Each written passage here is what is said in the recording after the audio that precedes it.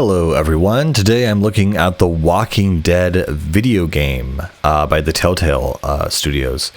So of all the Telltale games I've ever played, I've never really cared for them except for this one. This one is the one that I think really did like the whole universe, the story really well, and so also its characterizations are really good. And so you essentially play as Lee, who is this guy who has basically been a convict and is being transported, in a cop car when suddenly the apocalypse happens.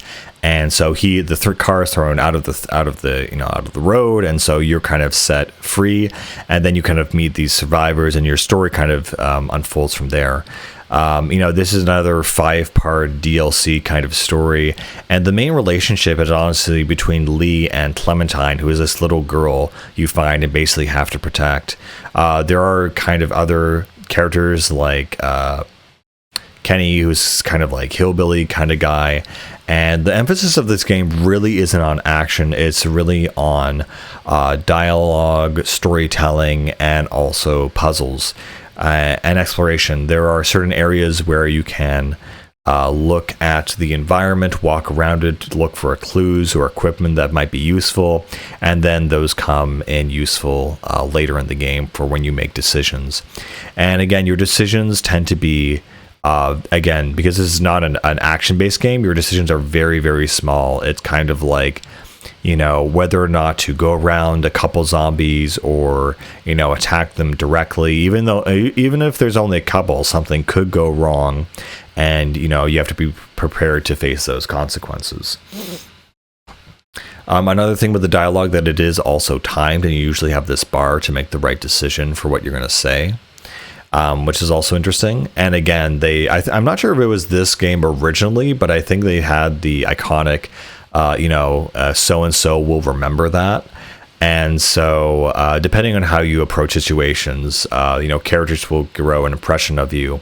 And throughout the main story, again, how you develop these relationships is going to determine the ending of the game. And of course, there are certain points in the game where you have to choose, who to save, who to help.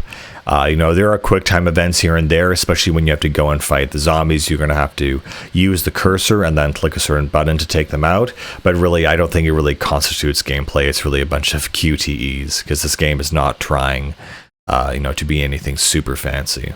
And so the story really isn't super overarching or engaging. They're just trying to survive, getting to different kinds of areas around,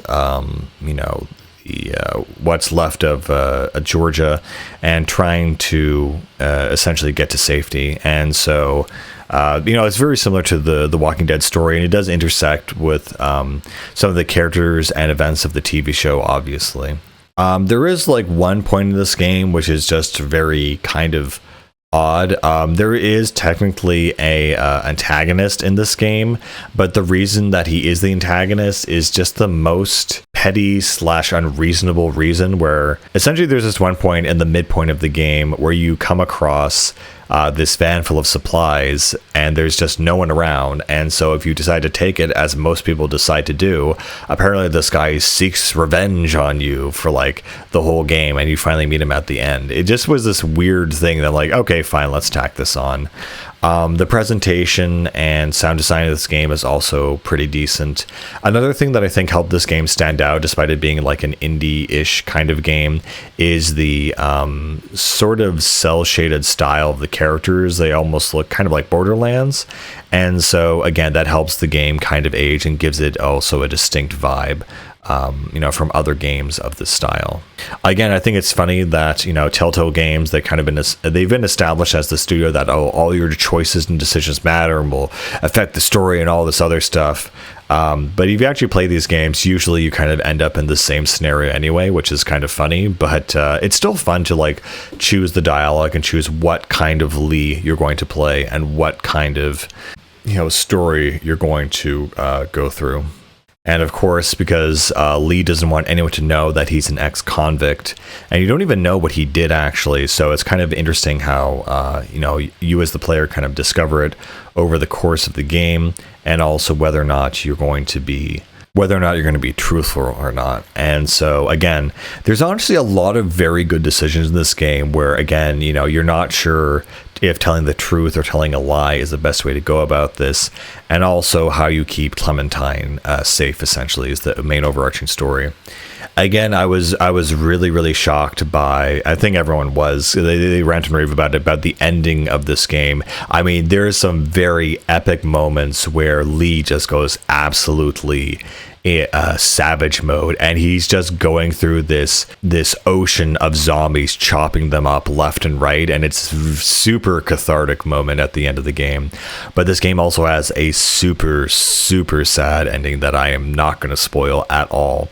That is so well done, so well shot and composed, and feels honestly more emotionally impactful than most of the scenes in the Walking Dead TV show. And it really is amazing what they are able to accomplish with so little. And I kind of wish other Telltale games were of this quality, but from what I've seen and experienced, nothing really hit what this game accomplished. It was really, really impressive. And again, you don't need to be into the Walking Dead TV show or other IPs in order to appreciate this. You can go into this blind and still get the full proper experience. Anyway, guys, that's pretty much all I got to say about this one. It's an absolutely great gem of a game, and I love it dearly. Anyway, I'll catch you later. Bye.